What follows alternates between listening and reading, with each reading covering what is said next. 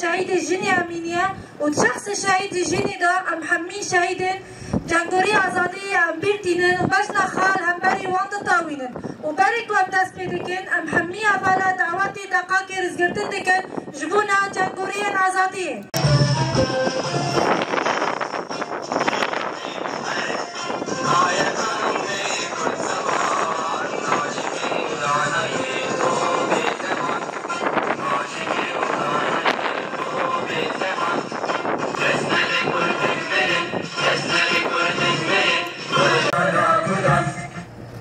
شهيد رباري تاكوشينا منا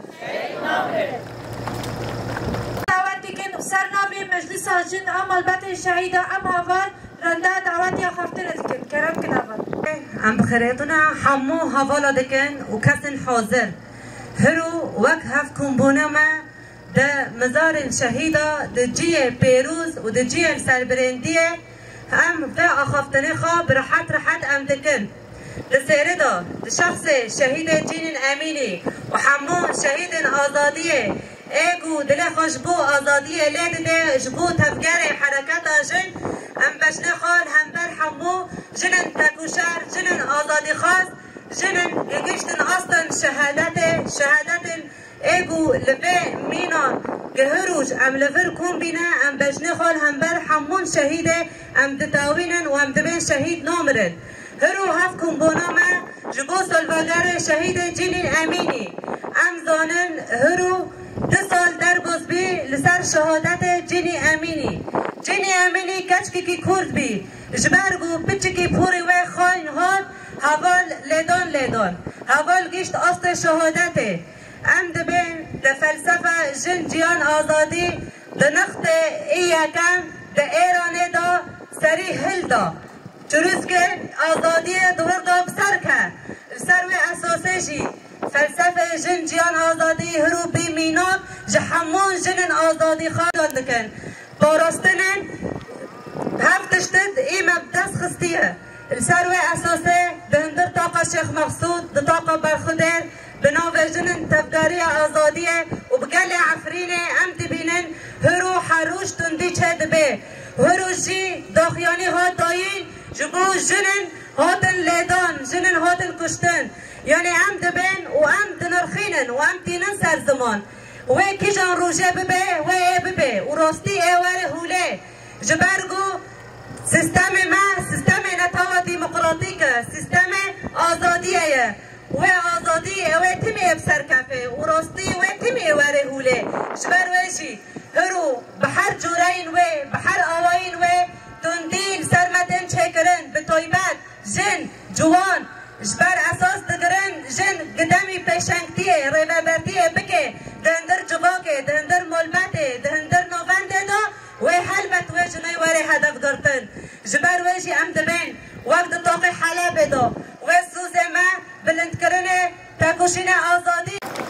تمر اليوم الذكرى الثانية لاستشهاد جينا أميني على يد ما تسمى بشرطة الأخلاق بحجة عدم التزامها بالمعايير اللازمة لارتداء الحجاب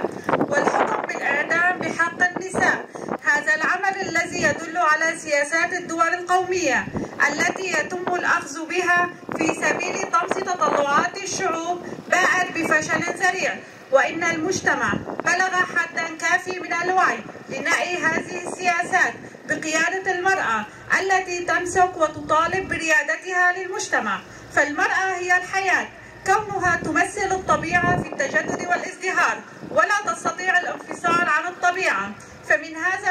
المنطلق نستذكر جميع المناضلات اللواتي ضحين بحياتهن من أجل حب الحياة الحرة الذي يدق في القلوب بالكفاح والنضال من أجل الحرية، مع آمال جديدة بوطن حر. زرعنا الحرية في كل مكان، فعشق المرأة لحياة حرة هو حقيقة ضد الظلم والهيمنة والاحتلال. ونرى اليوم بأن التاريخ أصبح يشهد على ما قامت به المرأة في كل المجالات من صمود وإصرار وتحدي لكل الظروف والصعوبات، وامتداد ثورتها إلى كافة أنحاء العالم.